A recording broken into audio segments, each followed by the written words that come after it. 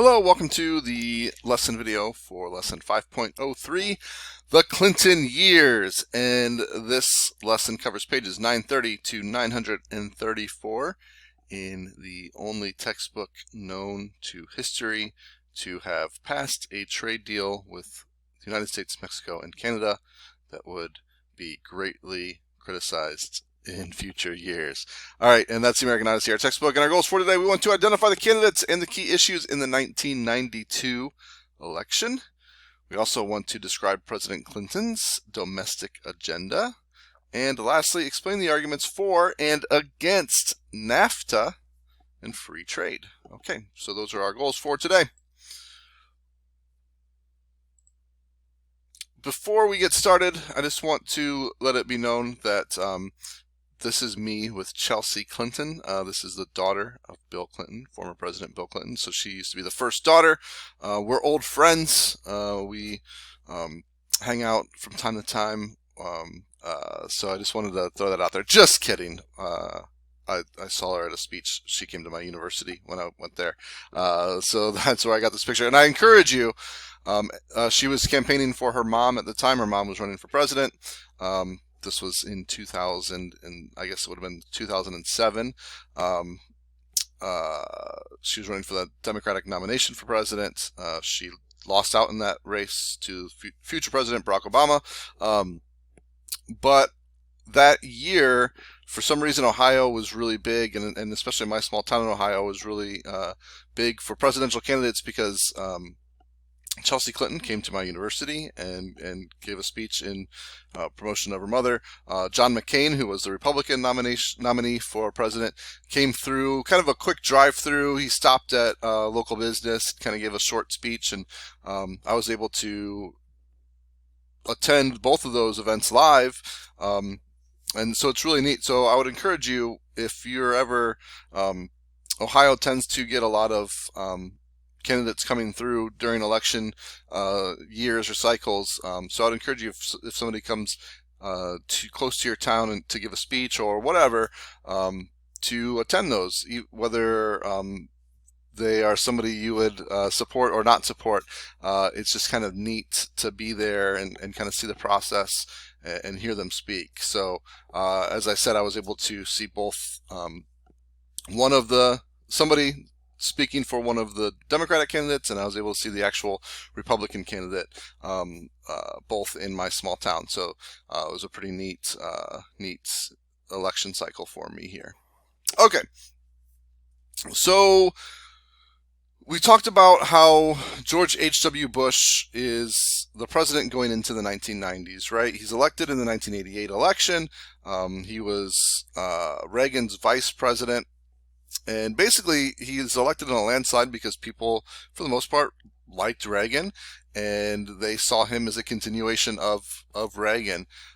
So he also gained a lot of popularity after we talked about that Persian Gulf War that he was involved in. It was a quick war, like 39 days. Super fast, super swift victory. And that gave him a lot of cred. It made him his poll numbers were through the roof, but his popularity started to slide before the 1992 election, for these reasons here. For number one, the economy slid into a recession and unemployment spiked to 7.8%.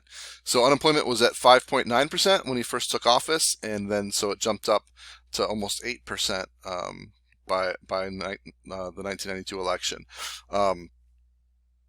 Conservative Republicans felt that he was too moderate on social and economic issues, thought that he was too much in the middle. They wanted him to be further right on those issues. And I mentioned this at the end of Unit 4. He would give this speech when asked about taxes when he was running for president in '88. And he famously said, "Read my lips, no new taxes." However, he gets into office. He realizes that in order to make some changes and in order to not have these crazy high deficits that were happening under the Reagan administration, that he would have to raise taxes, and he did. He broke his promise and raised taxes to cover the deficit from the Reagan years in office. One of the things, whether you agree or disagree with him raising taxes, one of the things that I can really respect about and I think it's very rare in a lot of politicians, is that he knew that this was going to be unpopular. He knew that it was going to hurt his chances to be reelected, but he also knew that it was necessary. At least he thought that it was necessary. So he did it despite the fact that he was basically digging his own grave at that point by doing so. So I think that's a really respectful trait for a politician, and it's one that we don't see very often in too many politicians, unfortunately. Okay, so going into the 1992 election, George H.W. Bush, the president, actually faces a primary challenger for the Republican nomination for president.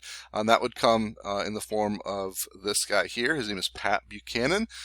He was a former speechwriter for Nixon, and he gained fame as being a TV commentator, like a really sharp-tongued, kind of, say it as it is type of person.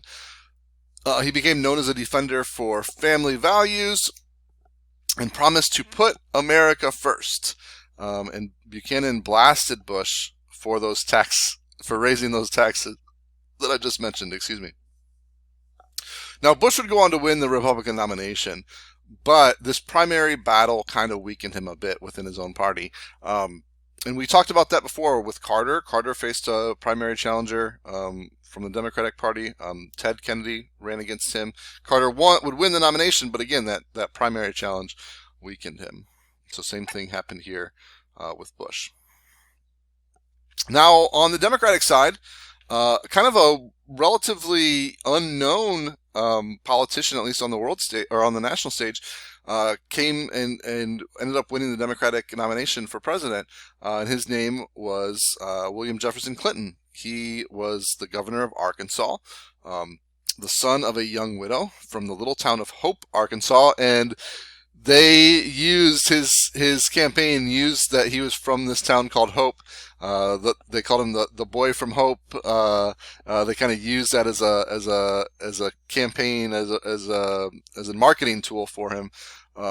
He graduated from Georgetown and received a Rhodes Scholarship to study at Oxford University in England. If you've never heard of the Rhodes Scholarship, it's actually a very prestigious scholarship. You usually, the top of the top earn this scholarship, and so it's a very prestigious and hard to get thing. So in 1979, at the age of 32, he became the nation's youngest governor. And Clinton would emerge as a leader of the New Democrats, and would later kind of be known as Clinton Democrats. So he helped kind of move the party away from the liberal left. If you think about like the new left that we talked about with the hippies in the 70s, and he kind of steered them more towards that middle path, that moderate centrist agenda. So he did call for smaller government, which is typically more of a right-wing or conservative issue. He called for pro-growth economic policies and equal rights and a federal role to help the disadvantaged. So kind of a little bit of both sides of the political spectrum there. He's kind of walking that kind of middle ground, more centrist than most previous Democrats had been up to that point. What also kind of helped Clinton a lot was his youth. He was very energetic. He was youthful. He was very quick to grasp public policy. And he had a lot of charisma that helped him identify with different people. And one thing that he was really, really good at was speaking to people, both like a big crowd or a small groups. He was really good at explaining complicated policy issues that most politicians would explain in a way that would go over most people's heads. Clinton was actually really skilled at kind of putting those out there in a way that anybody could understand them. Kind of like that, explain it like I'm 5 years old type of thing. He was really, really good at that. But he had some character issues emerge during his run for president as well. He was criticized for getting a draft deferment. so that he didn't have to serve in Vietnam. So, he used the fact that he was going to college to get that deferment. He freely admitted to the use of marijuana, but he said that he never inhaled. It's kind of weird to think that that might have been such a big deal, especially in today's world where more and more states are starting to legalize the use of marijuana. But back in the early 90s, it was still very much considered frowned upon at all levels, especially for someone who might be the next president. And kind of the big kicker here was that there were rumors swirling around that he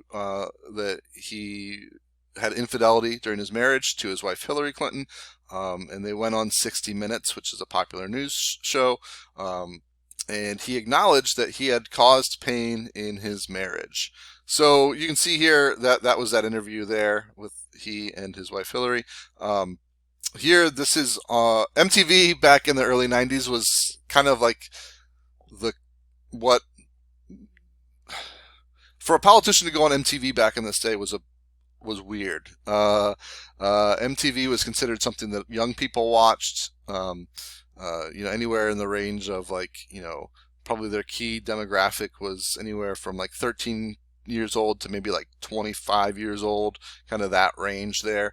And most politicians wouldn't go on MTV and kind of talk to people, young people.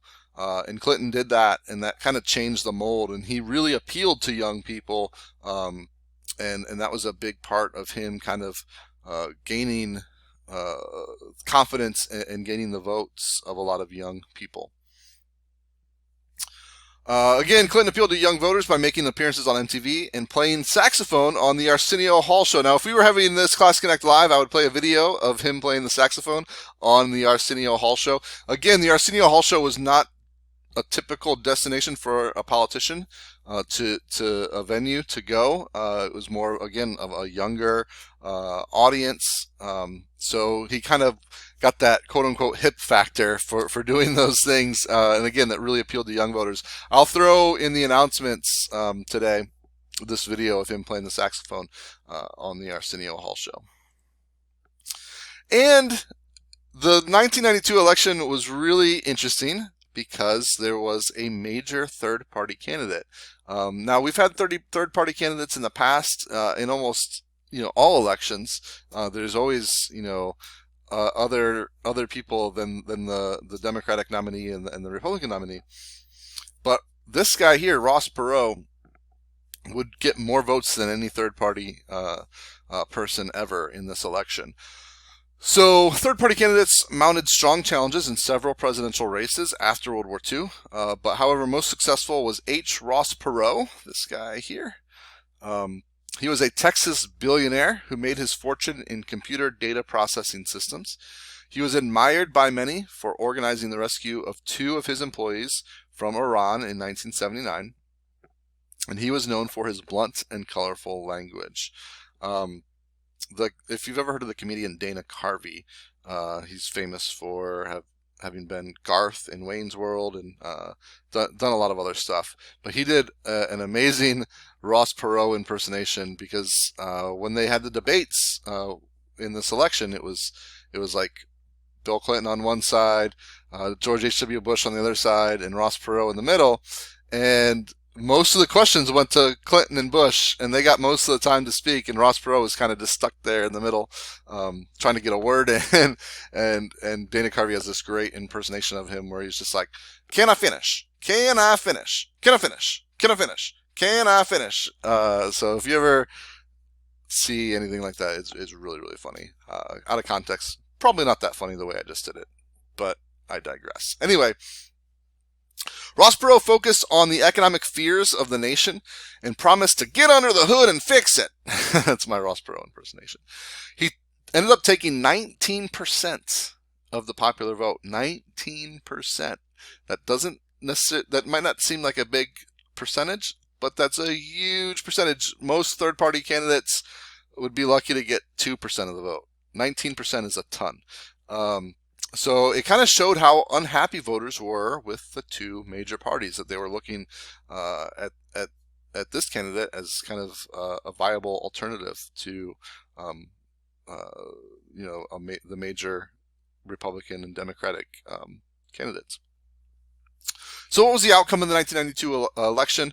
For number 2 here, William Jefferson Clinton won the election with 370 electoral votes and 43% of the popular vote, and he was a Democrat. So again, he wins the election with less than half of the popular vote, right? And that's because Ross Perot taking 19% of the popular vote. So his opponent, George H.W. Bush, had 168 electoral votes and 38% of the popular vote. He was the Republican candidate. And then H. Ross Perot received no electoral votes, but 19% of the popular vote, and he was an independent.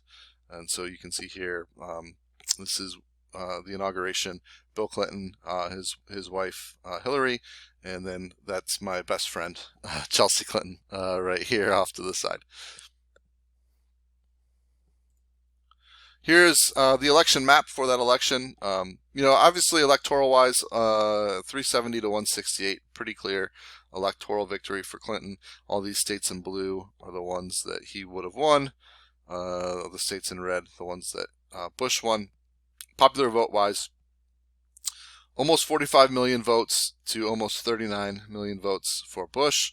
But yeah, look at this, almost 20 million votes.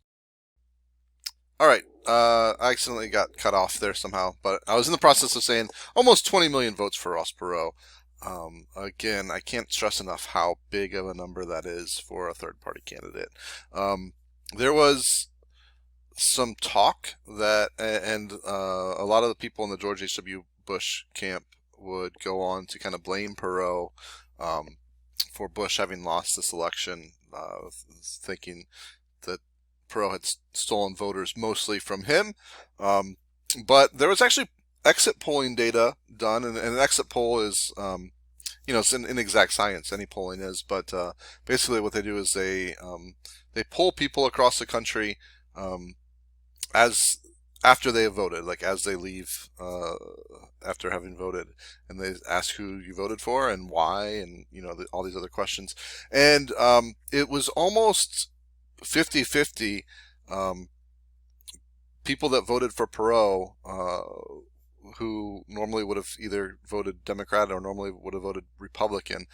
So it was really kind of Perot stole voters from both of these candidates. It wasn't really mostly Republicans voted for Perot or mostly Democrats voted for him. It was a good almost 50-50 mixture of both.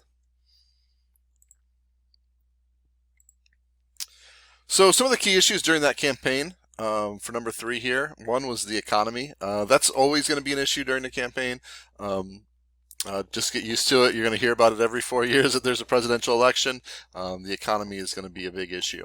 The rising federal deficit, keeping American jobs out of other countries, and free trade. And we're going to talk more about free trade here in a moment. I love this cover here. He's back, and they're talking about Ross Perot because at one point during that election, Ross Perot actually dropped out of the race. He cited that he was being blackmailed. That's why he dropped out, and then later got back in. Okay. So Clinton set forward anytime, especially a new president, especially somebody that, like I said, Clinton, before he was running for president, was really not well known on the the main stage of national politics at the time. So it's kind of important for them to kind of get out what they want to get done. And again, we've talked about domestic and foreign policies in this class before. Domestic just simply refers to those here within the United States. So these are the things he wanted to do here. For the economy, he called for free trade, and that's going to come in the form of NAFTA. We'll talk more about that. He was a proponent of universal health care. He advocated for the Violence Against Women Act, the FMLA, the Family and Medical Leave Act, and also supported the Don't Ask, Don't Tell policy regarding gays in the military. And I'll break each of those down for you here in a moment.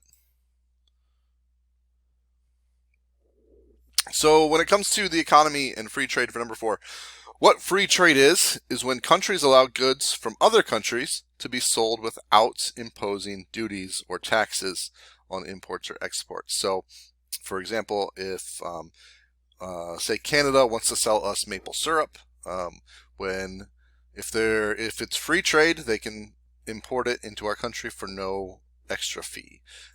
If we have any type of tariff or tax or duty, maybe we charge a 5% tax on that product, and so that's gonna make it cost more money here. And usually the idea of that is that then American-made maple syrup might be able to sell for cheaper here. So then we're promoting American business over Canadian business. And people argue whether or not that's effective or not. That's not my debate to get into right here. So yeah, free trade occurs when countries allow goods from other countries to be sold without imposing duties on them and send their own goods to those countries free of duties as well. So again, Canada might send us maple syrup and we don't tax it, but then we'll sell, let's say, automobiles in Canada and they won't tax us. So the argument for free trade is that it works out for all parties. Um, um, and again, that can be debated, and and we're not going to debate that right now. So this came in the form of this trade agreement that's going to become known as NAFTA, the North American Free Trade Agreement, which was an agreement between the United States, Mexico, and Canada, which allowed goods to travel across their borders free of tariffs. So it actually opens this huge free trade zone. Again, Canada, the United States, Mexico, all three can trade freely with each other with no added tariffs or taxes. So for number 6, the issue of NAFTA was that Clinton wanted Congress to approve NAFTA, making North America the largest free trade area in the world. Those that were against it feared the loss of American jobs to Mexico. One of the things that NAFTA also allowed was that,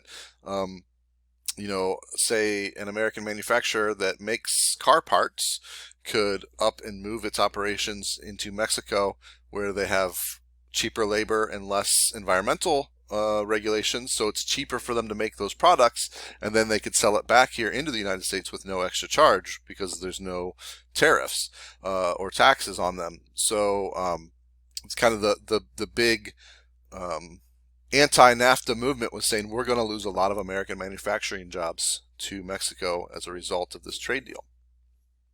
So what was the result? NAFTA passed, and the majority of Republicans voted for, and the majority of Democrats voted against. What was interesting about NAFTA was mostly drawn up as a Republican plan. Clinton, when he was campaigning, kind of walked a middle ground with it. He didn't full on support it. He didn't full on go against it. But once he gets into office, he fully supports it. So again, that shows his more centrist side, because most, like it says here, most Democrats were against NAFTA and voted against it in Congress, whereas he, as a Democrat, supported it. It also created the largest free trade zone in the world, and some jobs were lost and many new jobs were created. And again, the NAFTA has just recently been replaced. It's been replaced with a really similar deal happened during the Trump administration, maybe just about 3 or 4 years ago. But the deal that replaced NAFTA kind of updated it for the times, but it still is a large free trade zone between those 3 countries. But the big debate is, and it's clear that we being the United States, lost a lot of American manufacturing jobs to Mexico. Those that are pro NAFTA or pro this free trade deal say that the jobs that we lost, we gained back with better jobs, more highly skilled, better paid jobs. Again, that's something that can be debated, and not we don't have the time to dive deep into that debate at least right now. We'll talk more about it when in a few weeks, though. Okay. During the election, Clinton feared backing NAFTA because he did not want to lose the union vote. Union workers were, as a whole, were largely against against NAFTA because it was their jobs that were going to be shipped to Mexico, largely. But once in office, he made it a priority to get the bill passed, and he later commented, "I was a free trader at heart. Rust Belt Democrats, our area here, Ohio, and across the rest of the Midwest and Great Lakes region, Rust Belt Democrats, those with traditional roots in blue-collar industries like auto and steel, fiercely opposed NAFTA, fearing a loss of jobs to Mexico." And again, we did see massive losses of those manufacturing jobs to Mexico. Okay, healthcare was another important issue for the Clinton administration. Americans were spending more on healthcare than any other country, and by the 1990s, about 15% of Americans had no health insurance at all. For supposedly being one of the most advanced and wealthy nations in the world, having 15% of your people not have health insurance was seen as being a major issue for the Clinton administration. So the result was Bill Clinton largely put his wife, the First Lady Hillary Clinton, in charge of kind of organizing this effort to get universal health care passed. So Hillary Clinton led the Universal Health Care Initiative. This proposed change excuse me. Sorry about that. This proposed change in our healthcare system was very complicated. It pleased almost nobody, not even those that wanted a change, let alone those that didn't. And the plan eventually collapsed without even a vote in Congress. However, it did help lead to some expanded coverage and providers cost cutting. So there was a little silver lining in there, but for the most part, universal health care was seen as a massive failure for Bill and also Hillary Clinton.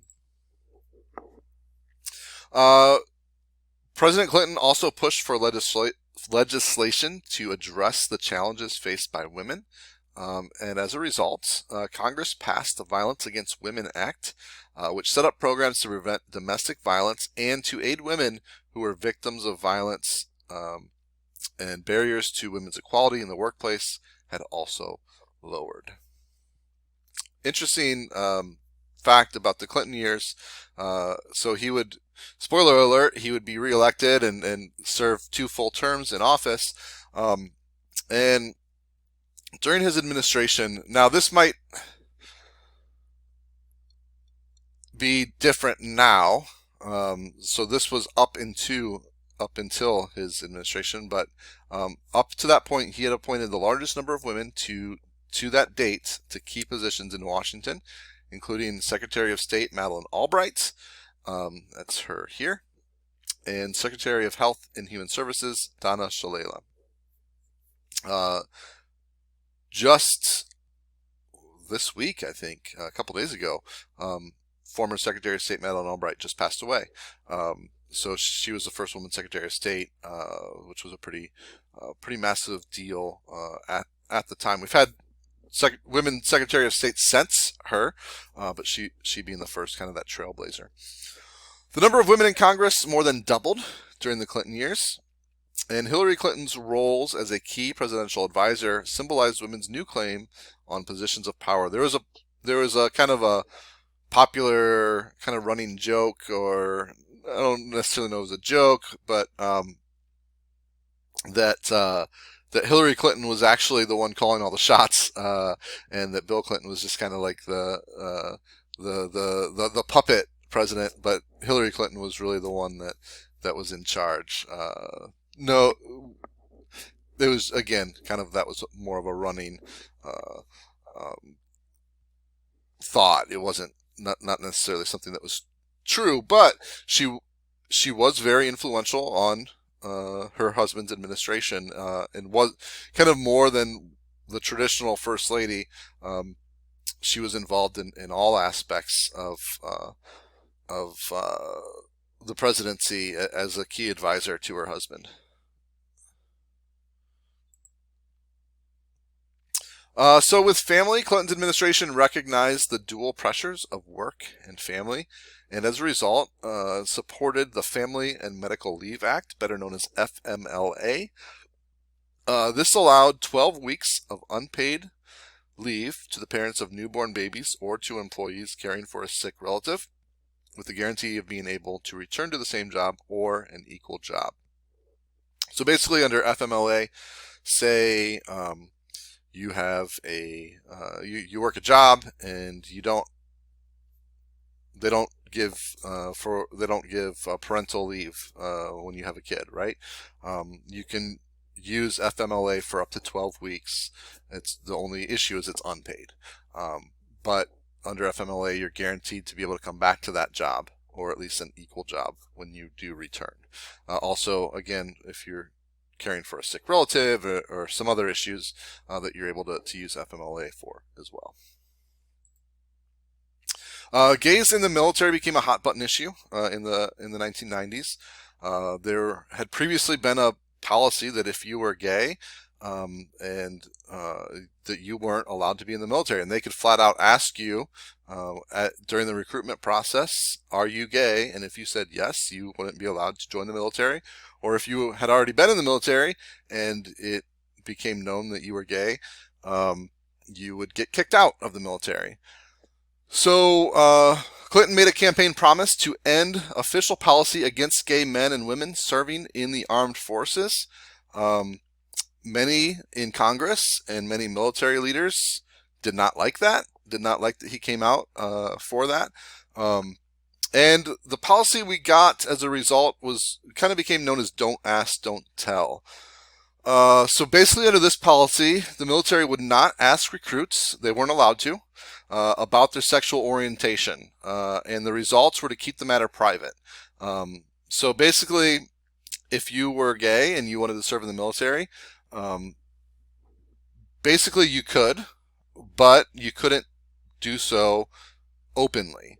They couldn't ask you if you were gay.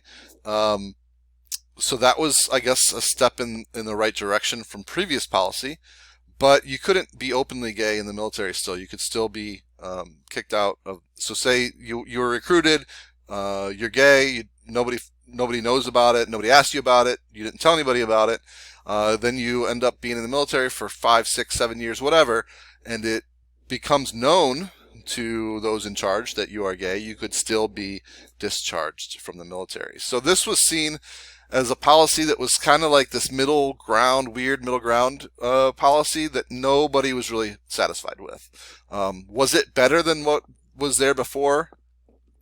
Little, I guess, but not much. And again, it just kind of, no one was really happy with this policy, and this policy has since been repealed, but it would take until the mid 2000s under the Obama presidency where this policy was repealed, and now you can serve, you can be openly gay and serve in the military. Okay, so that's going to take us to the 5.03 checkpoint.